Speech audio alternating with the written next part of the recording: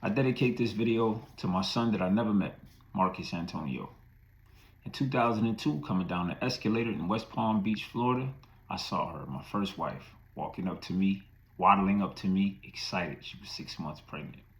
It was Thanksgiving that year, and put a pin in that. So my first fiance was a high school girlfriend that that I met there, and she was the one that gave me the idea to join the military. Even though my father and grandfather tried, she was the one that convinced me. I wanted to have sex in peace. That seemed like the easiest thing to do. Of course, it didn't work, right? Years went by. I lost touch with her. I hadn't talked to her in about 7, 8 years. By then, I met and married my first wife. We were in Japan together. We weren't getting along.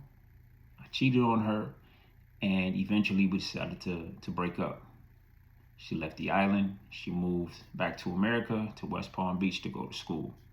A month after she got there, she called me and told me she was pregnant, which changed everything. So not a relationship that was supposed to be over. We decided to work on it. Now, that Thanksgiving, I decided to go and visit her. She was waddling up to me, 6 months pregnant. And so,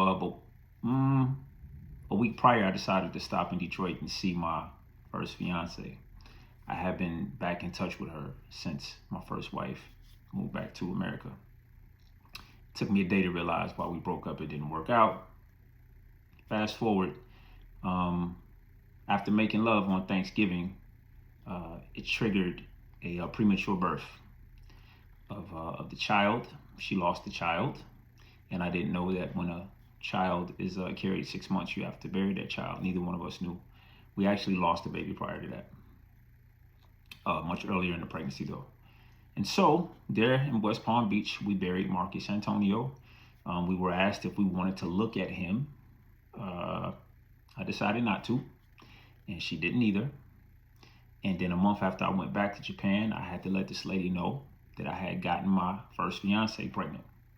And through the pain and through the tears, she said, "Mark, make sure it's yours. You don't even know that woman anymore." She was still loving me through the situation. I don't know where she is. I don't even know if I know anybody that knows her. But I am so sorry for what I did to that woman. She didn't deserve it. She was a very nice person. I'm sure she still is.